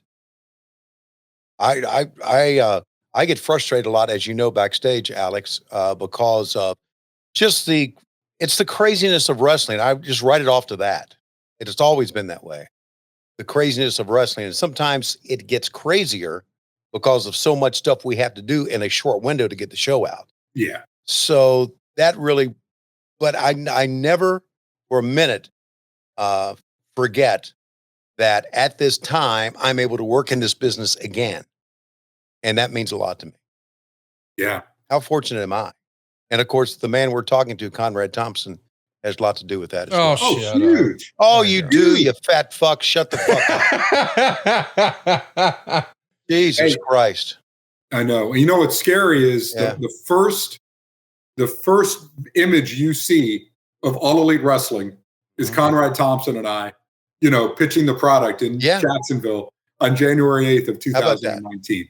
It is remarkable. But I mean, and we talk about Forbidden Door. I mean, Conrad, you were the one that sort of, broke down the Forbidden Door, if you will, with all the things that you did, with the podcasting. So are we done blowing ourselves here? Or are we good? Well, speaking of blowing ourselves, we want to thank our sponsor today, Blue Chew. Remember the days when you were always ready to go? Well, now you can be again with Blue Chew. They've got the same active ingredients as Viagra, Cialis, and Levitra, but in chewable form and at a fraction of the cost. Take them anytime. You can plan ahead or be ready whenever an opportunity arises. And the process is super simple. You sign up at bluechew.com. You consult with one of their licensed medical providers. And man, once you're approved, you'll get your prescription in a few days. That's it. And here's the best part. It's all done online. That means no visits to the doctor's office, no awkward conversation, no waiting in line at the pharmacy. Blue Chew's tablets are made in the USA, prepared and shipped directly to your door, all in a discreet package. And Blue Chew wants to help you have better sex. Discover your options at bluechew.com. Chew it and do it. We've got a special deal for our listeners. Try Blue Chew free when you use our promo code WHW at checkout. Just pay the $5 shipping. That's bluechew.com. The promo code is WHW and you receive your first month free. Visit bluechew.com for more details and important safety information. And we want to thank Blue Chew for sponsoring today's podcast. Thank you, Blue Chew. Alex, you got any good Blue Chew stories you can share with us? No, unfortunately, no ODs either. So, you'll keep your sponsorship, which is good. Yeah. I noticed a theme here about the people who are helping to pay for this program, but another story for another day. Tony has a song. I don't know that you get a chance to listen to What Happened When every week, and I understand, but Tony is well known in the podcast circles as what the kids are calling a hog watcher. Are you familiar with this phrase? A hog watcher? Yeah. Let me explain it to you, Alex.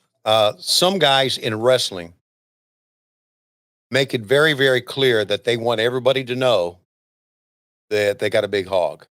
And it's very apparent. And I have to point it out that, geez, stop, guys. I get it. Okay. Do something else. Wear something else, so that's it. Okay. What's going on here with this car chase, by the way? So what we've got Kevin Nash stomping around out behind the BJCC, and we see Conan and Rey Mysterio trying to escape in a lowrider pickup truck. And Kevin Nash could have caught the truck on foot. Someone has blocked them in so they can't escape. So he stops at a Chevy Lumina. Acts like he's going to pull that guy out. He doesn't. And then he just starts wearing out the windshield. This is WCW at its best. They're supposed to have an escape scene, but somebody parked in the way, but just beat us up here, I guess. This is crazy. That was something. We've had a lot of things, by the way, take place away from the 3,600 paid or whatever it was. Yes, we have in Birmingham. We have seen a graveyard match. We have seen multiple behind the scenes fights, multiple behind the scenes vignettes. Not a heck of a lot of wrestling. No. Yeah. And that was one of the things that was wrong about what we did. Russo always told me, and I think he's said this on out there in his podcast or whatever, that he tried to make wrestling something for everybody. And by doing that, he may have alienated wrestling fans who enjoyed wrestling, right? I'm at the point to where he's in the ring with Liz right now. Are you guys at that point? Yeah. Yeah. He's made a few appearances on this show at this point, Tony. Right. I'm assuming he's going to ultimately win the world championship. Yes, I guess he is. But my point here is that there's no way in this era that you could handcuff yourself and drag a woman to the ring. It's like, my God, has the world changed or what? In a good way or bad way, Tony? In a good way, Alex. Okay. Just making sure. Way, you son of a bitch. Making sure. He didn't. I'm with you. He didn't qualify that at all. Oh, he just shut the fuck up, Conrad. I'm getting double teamed. I'm getting double teamed by a damn Florida Gator and Alabama Crimson Tide. Yep.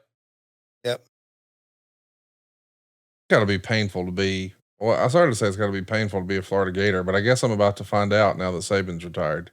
Yeah. We'll see. Yeah, NILs have changed. It's not what it used to be. No. You guys know that.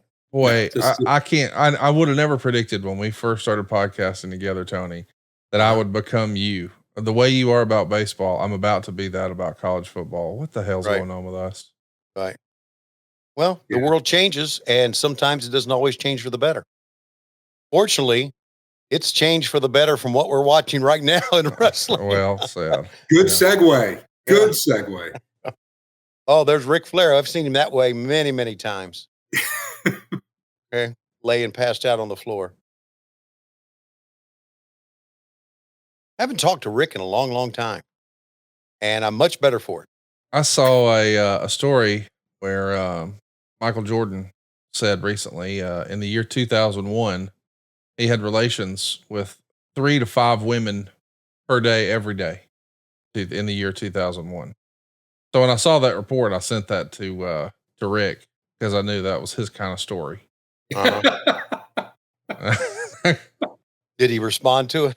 Yeah. He got the, I love it. Doesn't surprise me about Michael Jordan. Alex, have you ever seen Rick close the deal? I mean, I know you've seen him wet a few lines. Well, trying to think, I don't think I have. My first drink with Rick was in the 1990s, and he was known for buying kamikazes for a heck of a lot of folks. Right. And I was one of those people. In fact, that was a night that I helped set up accidentally Medusa Michelli with her future husband. Really? Yes. We had an offensive lineman, Kevin Blackman, who I invited to the show the Bengals did when I was covering the team. I invited him to a WCW show at Harrow Arena. We went to the show. We went to the Marriott in Dayton after to get some libations. And I knew Elizabeth from a column I wrote on her that she really appreciated back when she was out of wrestling. And she came over. I was with my wife at the time. My wife's still my wife, but we were together at the show with Blackman. And as soon as Medusa saw this 6'6", 320-pound, long-haired motorcycle guy, just sparks flew. And they ended up riding, on his bike all night, so to speak, his literal motorcycle. And, they ended up getting married, for a time. It ended in divorce, but I like to think I had a little bit of something, to do with that, because otherwise Blackman wouldn't have been meeting Medusa Michelli. Wow, that's a great story. Holy smokes. 7 degrees of separation. It's one of those types of deals, me and pro wrestling. If what we're watching in the ring right now, and just so we're at the same place, I'm at 1 hour, 1 minute, 15 seconds. You guys may be ahead or behind.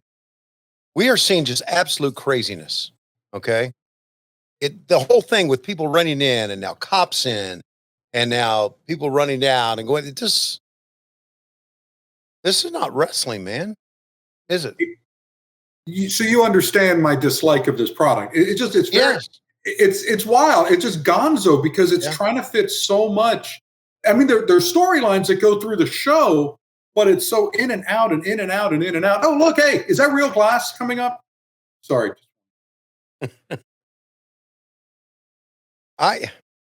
And listen, you can, I'm not, I think that was, I think the windshield was, I'm not so sure the side, but you can see my, I hope you can, my frustration and efforts to try to put this stuff over as it happened. It's impossible. It's impossible. Yeah. Oh. And again, that's why I said this in all sincerity. Like, I now have a really so much of a greater appreciation for what you had to go through. I mean, and you can only do so much, right? When your boss says, this is what you're going to be pitching, this is what you're going to be doing, you've got to do it if you want to maintain, remain employed. Right. But when you're put in an impossible spot like this, fans aren't going to worry about your boss. They're going to point the finger at you. Yeah. And that's, what ended up happening. How can anyone put any logic to this whatsoever? It's very difficult. It's just hard to follow. And I don't know if you're a fan, if you're talking about live attendance, what would entice you to go to a show? To see what? I mean, you see, not even the stars are wrestling. Yes. It's wow, man. This is rough, brother. All right. Hey, we want to say hello to all of our longtime followers who are joining us live today on our podcast. Josh Fields here. Coach Keith Morrison is always here. Lindsay is here with us. Derek Zoo, he's been with us from the beginning of today. Everybody, Anthony DiGregorio is here. Dave McClay has been with us. I don't know if Dave had to step out or not and get on his mail run, but Dave was liking to talk about the Patriots beating the Seahawks. He's a big Patriots fan. So, and I think there's an NFL question from Anthony DiGregorio that came about 30 minutes ago. It's to you, Alex. Yo. Yeah. And there it is. Will my Eagles trade up in the draft, or is it all rumor and innuendo? They could trade up. I mean, they're a team that's almost impossible to predict. Yeah. Because, Howie Roseman has done it in so many different ways. Yeah. The thing is, they have a pretty complete roster. So if they're targeting, let's say, a cornerback, for example, because, even though they play a lot of zone coverage, maybe they want a top flight corner with James Bradbury coming off of a poor season. Maybe they make that type of move. Maybe they make a move up for a center because, Jason Kelce retire. And what they're planning to do is move their right guard, Cam Jurgens, over to the center spot.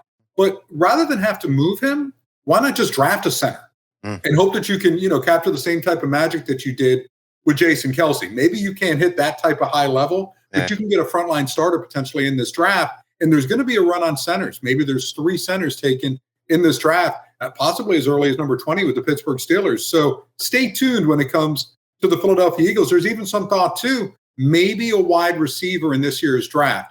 Because when it comes to their 3rd wide receiver right now, beside A.J. Brown and Devontae Smith of the University of Alabama, well, it's Julio Jones. It's Devontae Parker. And that's not necessarily going to scare defenses. So don't be surprised maybe if they go down that road. The short answer, Derek, is that he doesn't know. Right, exactly. Right,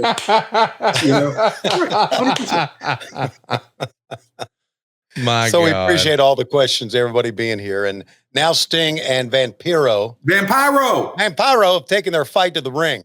And the fans are going crazy because they're seeing a big star and do something in the ring here, right? Yeah, finally some action. Right. But, where's the security? Yeah. Where's security? Well, security's been used, man. They've been busy. I know, and the police in the back and everyone. Yeah, absolutely. Conrad, were you here? Is that it? No, I was not. I wasn't watching WCW in 2000. I'd already tapped out. Okay. Derek Zoo has a question here. Fan. Yes. Was there ever any plans to bring Oliver Platt in to be Jimmy King at a show? Tony, do you remember that ever being discussed? It was never discussed. No. You think Oliver Platt just wouldn't have done it? Probably would have done it had we offered him a lot of money. I see. I would think Oliver was, and that was one of the cool things about being in that movie was being able to meet Oliver Platt, being able to, I sat beside Kathleen Freeman in the makeup chair who, if you're a Jerry Lewis fan, she was in a lot of those Jerry Lewis movies. You know, she played in it, had a part in there. That was the cool thing about being in the movie. But I'm not so sure that any of those guys, with the exception of David Arquette, really wanted to be involved in pro wrestling on a wrestling level. So there. It is interesting, though, how the perception of pro wrestling has changed so much. I agree. I mean, now, when you look at, the Von Erich movie that came out, Iron Claw, of course, and The Wrestler, and how critically acclaimed that was. I think people just understand what this industry is more so than ever. Yeah. And you do think you'd find people who'd be a lot more enthusiastic or follow the product. I mean, Paul Walter Hauser, let's give him a lot of credit for what he's done, working independence and, being a little bit a part of our product. So, it's an interesting thing when you think about how this whole business has changed from the time of 20 years in the end of the WCW era. Yeah, that's very well said. What a nice guy he is too. And I was shocked to see him in some Hollywood news the other day. I guess he was offered the lead role in a Tarantino movie and passed. That's something you hear about all the time. Yikes. Who's going to interfere with his wrestling schedule? I mean, you understand. That's right. Yeah, may have gotten right in the way of WrestleMania. Who knows? Yeah, priorities, brother. Priorities. He's got to work Southern Honor up in Canton, Georgia. Who, by the way, shout out to Dylan. I think there was a big photo shoot recently that used the Southern Honor Championship titles. That was pretty cool. Good for them. That's great. Speaking of photo shoots, Dave, you want to throw this picture up here? We did a little photo shoot right before we started. Oh, wow. That's great. This was a shot right before we started Dynasty, right before we started 0 Hour. We first came out. So I'm happy. I like that. That's pretty cool. Why'd you Photoshop out JR? Because we were told to by Barry Bloom. Oh, okay. That's right. Because there are no royalties. JR would charge us for his likeness. We couldn't afford it. That's good stuff. I love you for that. Charge us for his likeness. Barry was in attendance, by the way, backstage. Yes, he was. Yes, he was. And it was weird, but it's easy to follow him backstage because you just follow the bills, right? Falling out of his wallet. Yes, and you can easy to keep track of. Yeah. Which, as you probably know, Alex, and I like to thank Conrad for this, but there's part of me in this as well. I love to give people shit. And Alex and I were talking about something very important.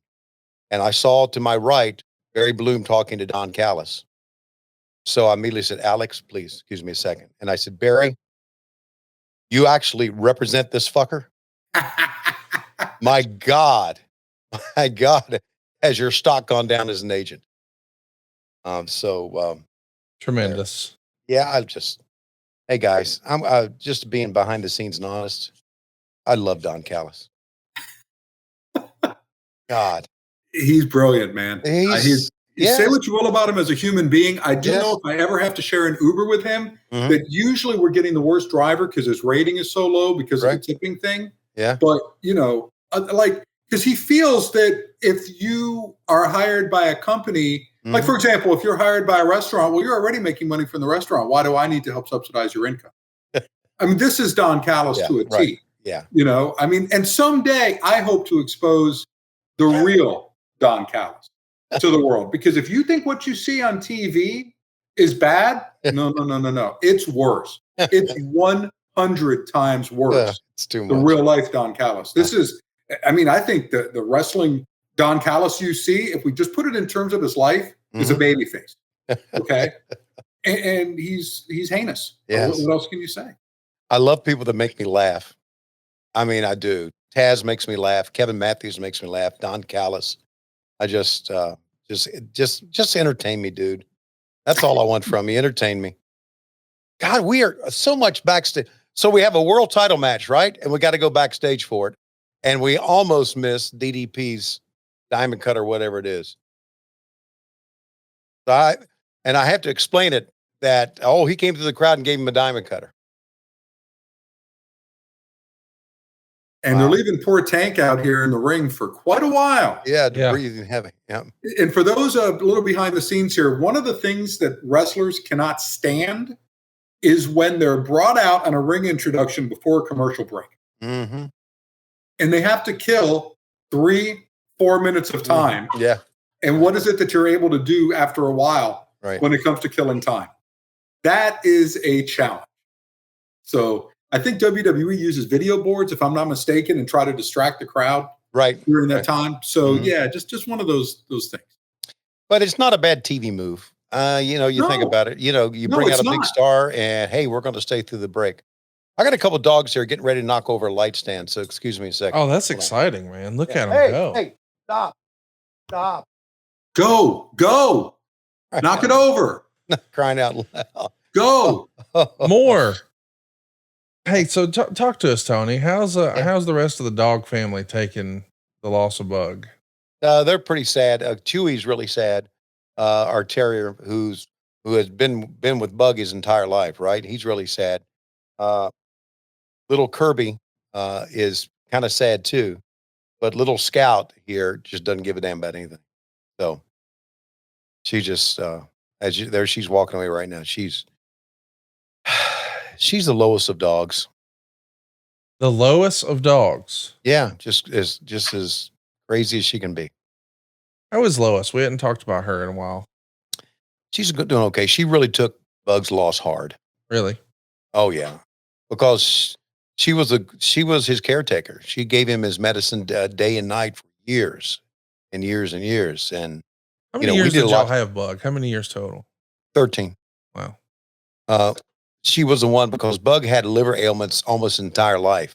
And we went to UGA veterinarian school, medical center, and he spent a week there one time. And so with all the medicine, she kept him alive. So she took it very hard. So we're showing the Dallas Page diamond cutter many times, and even using it as 1-800-COLLECT because we missed it. And there you go. My best to Craig Leathers. That's your boy. Yeah, that's my boy. Do you know, as part of pro wrestling training, is it learning how to drive an ambulance? If you ask Shaquille, it's learning how to disappear in an ambulance. He never has come back. Never has come back. No.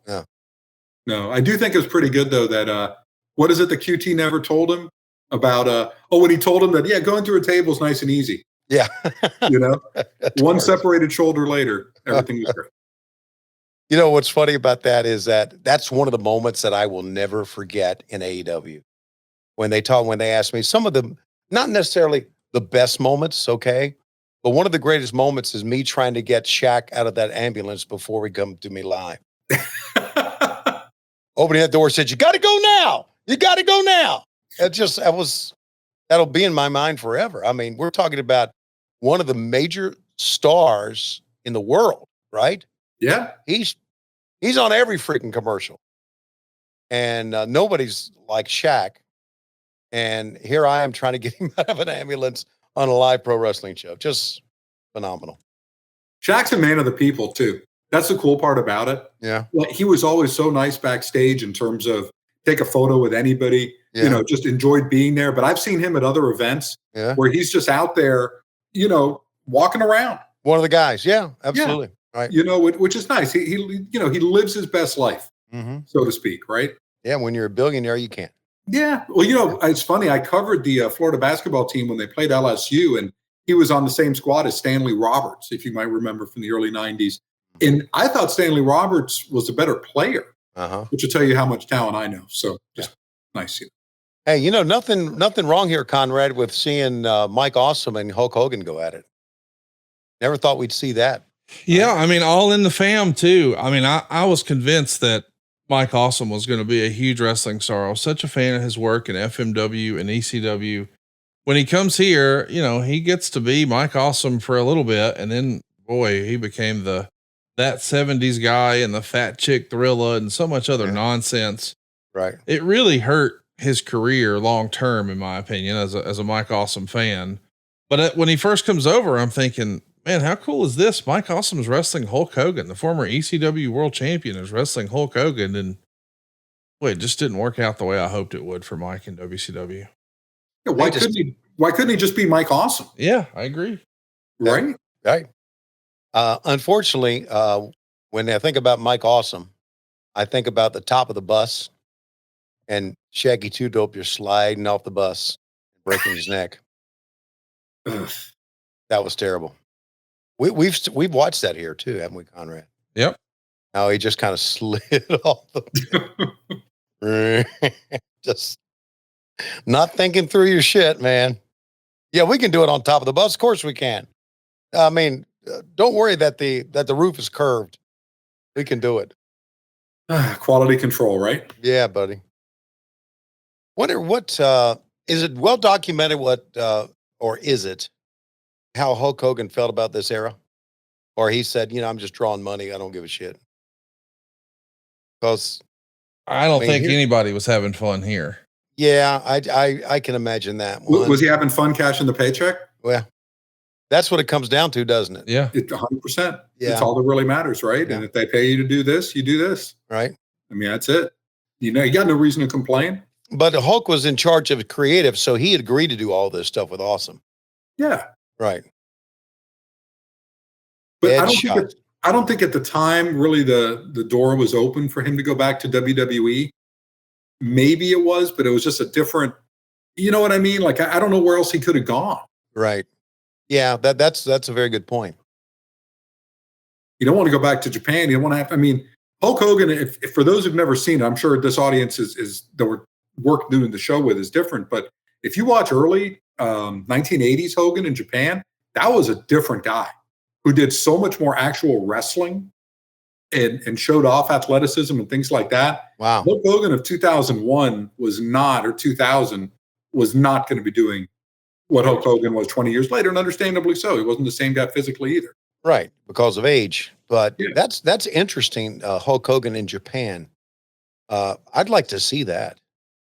Yeah, it's good. It's good stuff. It was for a guy his size, it was really interesting. Yeah. To watch him. He would turn it up. You could even see it when he did some stuff early 1990s. I think it was SWS when he worked a little bit in a promotion that was featuring Koji Kitao. This optical company in Japan tried to launch a new wrestling company. And I believe that he worked there. I think that a WWE type agreement, if I'm not mistaken.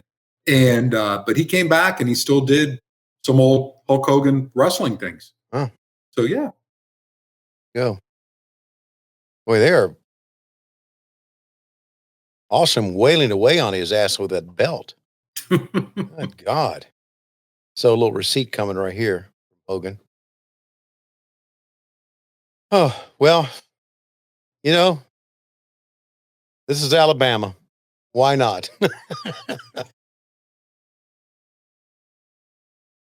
Yeah, why not? Why not? What a crazy time for WCW, and it's just going to come down to a silly breakdown at the end, as you might imagine.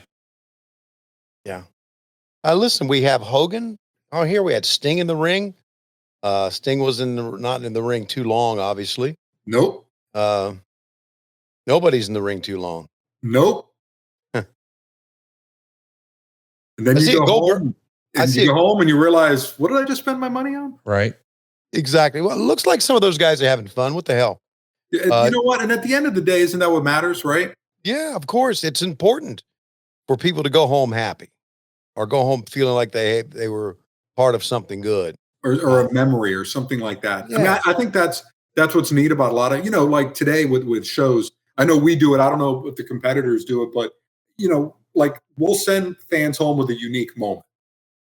And if you stick around, usually at the end, something different is going to happen. And I think that's pretty neat. That you can say that I saw this and this is never going to be duplicated no matter what. Right. Yeah, that's very well said. Yep, very well said. I agree with all that. You could have also said very well said Excalibur. Just throwing that out there. No, the line is, you're right, Excalibur. That's exactly right, Excalibur. That's exactly right. That's exactly right, Excalibur. It never gets old for me. I'm such a it never gets old for me either, because when I say it, I see your fucking mug in my mind. Oh man, that's a blatant gig by Hulk Hogan. Damn. the end of this segment here, you're going to see a fan jump in the ring. With a Sting mask. And you're actually going to, on commentary, say, now, who is this in the Sting mask, Tony? Okay. Because you don't know. So you're putting it over, and then they tackle him, and we get a little surprise from the ceiling here. Kind of like pre-Jack Perry for Dynasty. Yeah. Yeah. How about that? How about that? Good to see Jack back. He's back, man. That was so cool. And I it's like so cool. So cool that was a great shot we got of them taking his mask off too. Yes, totally agree. Great job. And a great shot we got of Adam Cole looking at Wardlow. It's so nice to see Adam moving around again. Yeah. Oh my God. It's great to have him back. It really is. Yeah. So what are you thinking of this ending here, Tony, of Nitro in 2000? The ending of the company or the ending of the show? This show. The ending of this company. You know what I think? It's a little Sting. Wait, it's Matt. It's like a miniature Matt Hardy. And there's Doug Dillinger. Doug Dillinger, ladies and gentlemen. And there's the blood. I don't know if you guys saw, one guy had an orange sign up that said fart. That's all it said, FART. I think that just recaps this whole show, doesn't it? I think it was a new faction, actually, that Vince Russo was starting. I think I might could be the leader in that one. Mm-hmm. We are the nation of flatuation. Doom, doom, doom. Doom, doom, doom, doom. You better copyright that with flatuation. Yes. Yeah, you know what? Right now. Yeah, he's copywriting everything. Nation of flatuation coming your way next week on lowestrules.com. I can smell the new shirt. Tony, how bad did the ring crew have it in terms of stuff falling from the ceiling and trying to clean up messes like this? And good Lord.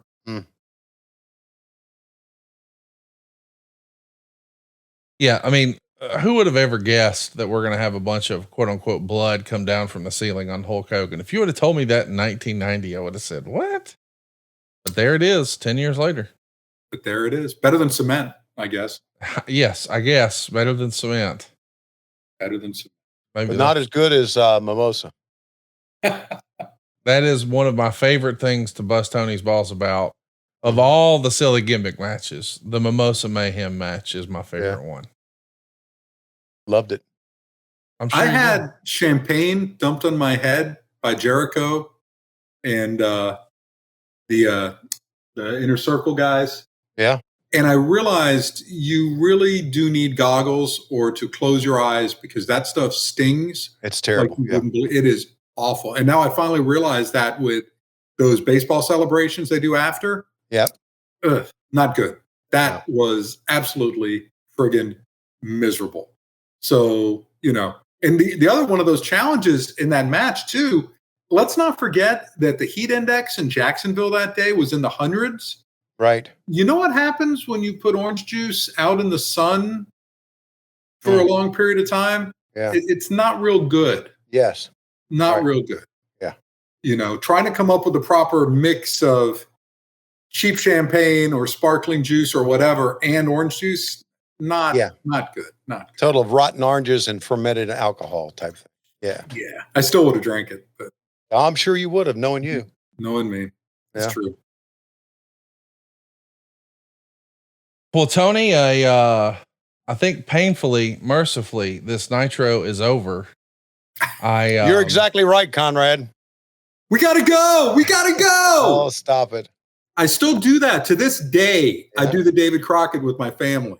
Yeah. Whenever I got to get my kids to school, I go into David Crockett voice and I say, we got to go. Tony, we got to go. We got to go. Tune in next week. We got to go. Got to go. I love it so much. Or also say, watching. Watch JJ. Watching. Yes. Yes. Yeah. Oh my gosh. Alex, I can't thank you enough for all the time today. It's not easy watching old WCW, but you made it fun today. I had no idea what this was. First, I'm told I'm watching something with Schiavone. They don't mention you're involved. Then I send this dream list of matches of stuff I want to watch for Schiavone. That's thrown out the window. Right. I picked nothing on this show. Right. So we just brought me on here to kill 2 hours. That's fine. Exactly. Check Well, something out. That's okay. We're good. That's what we do. We kill 2 hours of watching wrestling together, and we bring in idiots. I mean, we bring in friends. Yes. To help us out. And I got suckered. It was good. You were on top of our list because you really do so much behind the scenes in AEW Dynamite that we thought. And pay-per-views. Yeah, Yes. and pay-per-views. Well, Schiavone's doing it. He's doing the lead announcing. Yeah, he can take care of notes himself. Yeah. But we really appreciate you being here, Alex, and I appreciate your friendship. You're not the Alex Marvez we all hated back in the 80s.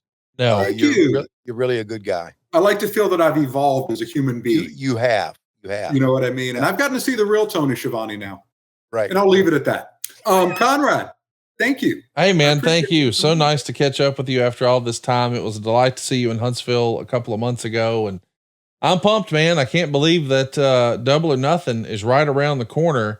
I like that we're seeing AEW run more frequent pay-per-views. I'm not looking for a spoiler, Mr. Marvez, but do you think that'll be more of an initiative in the future? We're going to see more of AEW on pay-per-view? So as part of the very, very, very limited research I did for the show that I'm not being paid for, I looked at how many pay-per-views that WCW ran in 2000, and I counted 14 of them that were listed. That's a little much. Yeah. I think that you have to make something special. And I was asked this question, in a mainstream interview, I think it was the other day, or maybe it was just even by a friend, but what is the banner show for AEW pay-per-view show? And I say it's Double or Nothing. Some would say that maybe it's All Out. Full Gear has got some traction. Revolution has become popular, but we're such a young company that I think we want to make sure that these pay-per-views become destination type events. And I do think that ultimately is going to end up happening. I'm not saying we have to have an elimination chamber match for a specific pay-per-view or things like that. But as time goes along, I think that there will become a differentiation of what each pay-per-view is. And it doesn't mean that one is less than the other. And maybe that's a good thing in terms of business, because I don't know if you're going to get a better show ever than AEW Dynasty in terms of in-ring quality. I mean, it was so incredible. And this is arguably the greatest roster of talent, in-ring talent ever assembled in the history of pro wrestling when you look at the actual work rate and things like that. But Double or Nothing is just special. And you know what, Conrad? I was thinking that because it is the springtime, maybe you could come back. Because I'll never forget in February of 2019, as you and I hosted an event poolside at MGM, how you proceeded to catch pneumonia because you didn't wear socks. You didn't wear a jacket over your schmatke black jacket that you had, your usher take your ticket jacket. You just did nothing. You froze to death for 4 hours with me outside and ended up almost dying from it. So hopefully you come back and have better memories. Well, I appreciate the invite. I too will try not to die if I get to do that again. I don't think AEW is going to be holding any press conferences in February poolside though. Hopefully not. Lesson to be learned. Yes. Yeah. That was a lesson for me too. I just assumed, well, it's Vegas and it's outside. They wouldn't do that if it was freezing. That is not correct. So yeah, no. Unfortunately it looks like, Tony, it's about that time. Ladies and gentlemen, it's about that time. Alex Marvez has arrived, and coming with him is Don Callis. And what do they have in their hands? Oh my God, they got a mop. They've got some disinfectant, and they're going to clean up the floor. Did somebody pee on the floor? Who in the world could it be backstage that would do that? Oh my God. Ladies and gentlemen, we are just about desperately out of time. See you next week on What Happened When. And we come to you each and every Wednesday on Cumulus Westwood 1. But Mondays, we come to you, and a reminder, don't piss on the floor. We come to you exclusively on ad-free on Patreon, patreon.com/WHW Monday. And of course, adfreeshows.com. Hey guys, Eric Bischoff here. Now, if you need cash without the controversy, the team at SaveWithConrad.com can help. But don't take my word for it. Hi, my name is Richard Smith. I'm from Moss Point, Mississippi. One of my friends at work said I just been refinancing and my interest rate was 9%, and he said he got his for 2.3. So I said, well, maybe I should try. Got a hold of Diane. She kept in touch the whole entire time. We owned 2 houses, and we rented one out, and my renter quit paying, so we gave it back to the mortgage company. And because we did that, we had to wait 3 years for an FHA loan to go back through. The one thing that Conrad said on his podcast was, we'll never tell you no. We might say, not now, this is what we need to do, and we'll make sure we get it done. Well, prime example, 3 years. And when they say no money out of pocket, there's no money out of pocket. They figure it out. But like, she was so quick that, don't worry about this, I got this person. That's what impressed me the most. My name is Richard Smith, and I saved $700 a month with SaveWithConrad.com. And unlike the dirt sheets, these reviews don't lie. With over 1,000 5-star reviews, find out for yourself how much Conrad and his team can save you by checking out SaveWithConrad.com and do it today. NMLS number 32416, equal housing lender, SaveWithConrad.com.